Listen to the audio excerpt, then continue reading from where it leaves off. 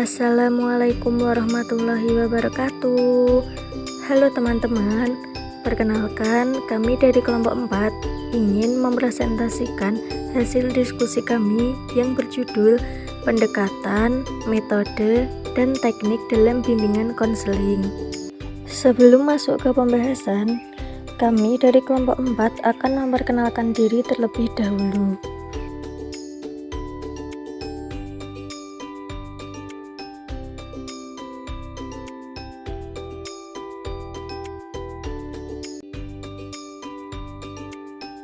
Untuk yang pertama, yaitu kita membahas mengenai pendekatan bimbingan konseling. Lalu, apa saja sih macam-macam pendekatan bimbingan konseling itu? Yang pertama, pendekatan psikoanalisis. Pendekatan psikoanalisis merupakan pendekatan yang banyak mempengaruhi timbulnya pendekatan-pendekatan lain dalam konseling. Pendekatan psikoanalisis memiliki ciri-ciri antara lain menekankan pada pentingnya riwayat hidup konseling atau perkembangan psikoseksual, pengaruh dari impuls-impuls genetik atau insting, pengaruh pengalaman dini individu, dan pengaruh irasionalitas dan sumber-sumber ketidaksadaran tingkah laku. Yang kedua, pendekatan analisis transaksional. Pendekatan analisis transaksional merupakan pendekatan yang dapat digunakan pada setting individual maupun kelompok. Analisis transaksional menekankan pada aspek kognitif, rasional, dan tingkah laku dari kepribadian. Kemudian, pendekatan ini memfokuskan pada pengambilan keputusan di awal yang dilakukan oleh klien dan menekankan pada kapasitas konseli untuk membuat keputusan baru, menekankan pada aspek kognitif, rasional, dan tingkah laku dari kepribadian, dan berorientasi pada meningkatkan kesadaran sehingga konseli dapat membuat keputusan baru dan mengganti arah hidupnya. Kemudian pendekatan yang ketiga, yaitu pendekatan behavioral. Pendekatan behavioral didasari oleh hasil eksperimen yang melakukan investigasi tentang prinsip-prinsip tingkah laku manusia. Pendekatan tingkah laku atau behavioral menekankan pada dimensi kognitif individu dan menawarkan berbagai metode yang berorientasi pada tindakan untuk membantu mengambil langkah yang jelas dalam mengubah tingkah laku. Kemudian yang keempat, yaitu pendekatan realitas. Dalam pendekatan ini, konselor berperan sebagai guru dan sebagai model bagi konseli. Di samping itu, konselor juga membuat kontrak dengan konseli untuk mengubah perilakunya. Ciri yang khas dari pendekatan ini adalah tidak terpaku pada kejadian-kejadian di masa lalu, tetapi lebih mendorong konseli untuk menghadapi realitas. Kemudian yang kelima, yaitu pendekatan berpusat pada manusia. Pendekatan person-centered berasumsi bahwa manusia yang mencari bantuan psikologis diperlakukan sebagai konseli yang bertanggung jawab yang memiliki kekuatan untuk mengarahkan dirinya. Pendekatan person-centered dapat dikategorikan dalam cabang humanistik yang memiliki perspektif eksistensial. Humanistik merupakan perspektif ketiga dalam konseling. Kemudian yang keenam, yaitu pendekatan Gestalt. Pendekatan Gestalt adalah terapi humanistik eksistensial yang berlandasan premis bahwa individu harus menemukan caranya sendiri dalam hidup dan menerima tanggung jawab pribadi jika individu ingin mencapai kedewasaan.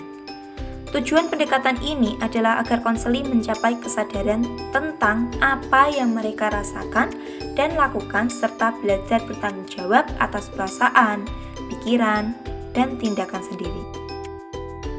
Pada poin yang kedua, kita akan belajar mengenai bagaimana metode dalam bimbingan konseling. Macam-macam metode yang dapat digunakan dalam bimbingan konseling diantaranya adalah 1. Yaitu observasi.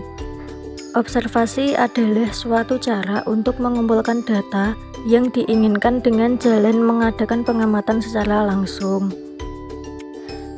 Ditinjau dari segi peranan observer, maka observasi dapat dibagi menjadi 3 macam, yaitu 1. Observasi yang berpartisipasi.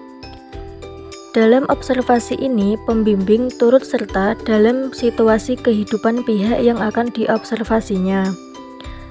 Lalu yang kedua yaitu observasi non-partisipasi. Observasi ini merupakan kebalikan dari observasi pertama. Pada teknik ini, observasi tidak mengambil bagian secara langsung di dalam situasi kehidupan yang diobservasi.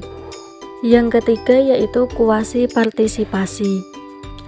Dalam observasi ini, seolah-olah observer turut berpartisipasi, padahal sebenarnya hanya berpura-pura saja turut ambil bagian dalam situasi kehidupan observasi. Kemudian metode yang kedua yaitu kuesioner. Kuesioner atau sering pula disebut angket merupakan suatu daftar yang berisi pertanyaan-pertanyaan yang harus dijawab atau dikerjakan oleh orang yang menjadi sasaran kuesioner tersebut.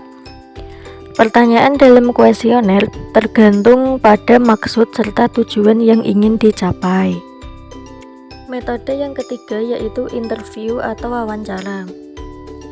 Interview adalah suatu metode untuk mendapatkan data dengan mengadakan wawancara secara langsung. Berbeda dengan kuesioner, penyajian interview adalah secara lisan, sedangkan pada kuesioner cara penyajian dengan cara tertulis. Yang keempat yaitu melalui tes. Tes adalah suatu metode atau alat untuk mengadakan penyelidikan dengan menggunakan soal-soal yang telah dipilih dengan seksama, artinya dengan standar tertentu. Metode terakhir yang dapat digunakan adalah case study. Case study adalah suatu metode penyelidikan untuk mempelajari kejadian mengenai perseorangan. Dengan kata lain, suatu metode untuk menyelidiki riwayat hidup seseorang. Jika metode-metode sebelumnya banyak memerlukan informasi, maka untuk metode ini tidak memerlukan banyak informasi. Tetapi dengan metode ini, kita dapat mendapatkan tinjauan yang lebih mendalam. Yang ketiga yaitu teknik-teknik bimbingan dan konseling. Bimbingan dan konseling membutuhkan teknik yang tidak mudah. Diperlukan pembiasaan terhadap macam-macam teknik yang ada supaya konselor mahir dalam kerja praktik. Di samping itu diperlukan kebenaran dalam mempraktikkan macam-macam teknik yang ada supaya ada pengalaman dari berbagai teknik. Teknik yang pertama yaitu teknik umum konseling. Teknik umum konseling memiliki beberapa jenis. Yang pertama, perilaku attending. Perilaku attending disebut juga perilaku menghampiri klien. Yang kedua, empati. Empati adalah kemampuan konselor untuk merasakan apa yang dirasakan klien, merasa dan berpikir bersama klien. Yang ketiga, refleksi. Refleksi adalah teknik untuk menentukan kembali kepada klien tentang perasaan, pikiran, dan pengalaman sebagai hasil pengamatan terhadap perilaku verbal dan non-verbal. Yang keempat, eksplorasi. Eksplorasi adalah teknik untuk menggali perasaan, pikiran, dan pengalaman klien. Yang kelima, menangkap pesan. Menangkap pesan adalah teknik untuk menyatakan kembali esensi atau inti ungkapan klien dengan teliti mendengarkan pesan utama klien, mengungkapkan kalimat yang mudah dan sederhana. Yang keenam, pertanyaan terbuka. Pertanyaan terbuka yaitu teknik untuk memancing siswanya mau berbicara mengungkapkan pesan, pengalaman, dan pemikirannya. Yang ketujuh, pertanyaan tertutup. Dalam konseling, tidak selamanya harus menggunakan pertanyaan terbuka. Yang kedelapan, dorongan minimal. Dorongan minimal adalah teknik untuk memberikan suatu dorongan langsung yang singkat terhadap apa yang telah dikemukakan klien. Yang kesembilan, mengarahkan. Teknik mengarahkan ini yaitu teknik untuk mengajak dan mengarahkan klien untuk melaksanakan sesuatu. Yang ke-10, menyimpulkan sementara. Teknik ini yaitu teknik untuk menyimpulkan sementara pembicaraan sehingga arah pembicaraan semakin jelas. Nah, yang kedua ada teknik khusus konseling. Di samping mengarahkan teknik-teknik umum, dalam hal-hal tersebut dapat menggunakan teknik-teknik khusus, yaitu antara lain yang pertama, latihan asensif. Latihan ini berguna untuk membantu individu yang tidak mampu mengungkapkan perasaan tersinggung, kesulitan mengatakan tidak, mengungkapkan afeksi, dan respon positif lainnya. Yang kedua, desensitisasi sistematis.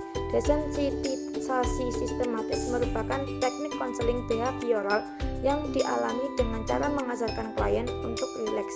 Yang ketiga, pengkondisian aversi. Teknik ini dapat digunakan untuk menghilangkan kebiasaan buruk. Yang keempat, pembentukan perilaku model. Teknik ini dapat dilakukan untuk membentuk perilaku baru pada klien dan memperkuat perilaku yang sudah terbentuk. Yang kelima, permainan dialog.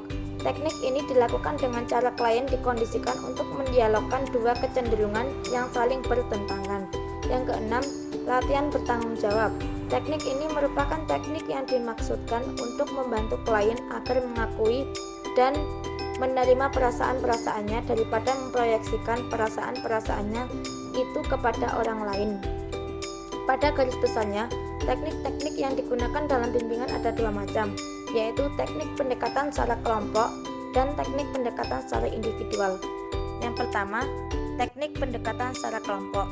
Teknik dipergunakan dalam membantu murid dalam memecahkan masalah-masalah melalui kegiatan kelompok. Artinya, masalah itu dirasakan oleh kelompok atau oleh individu sebagai anggota kelompok.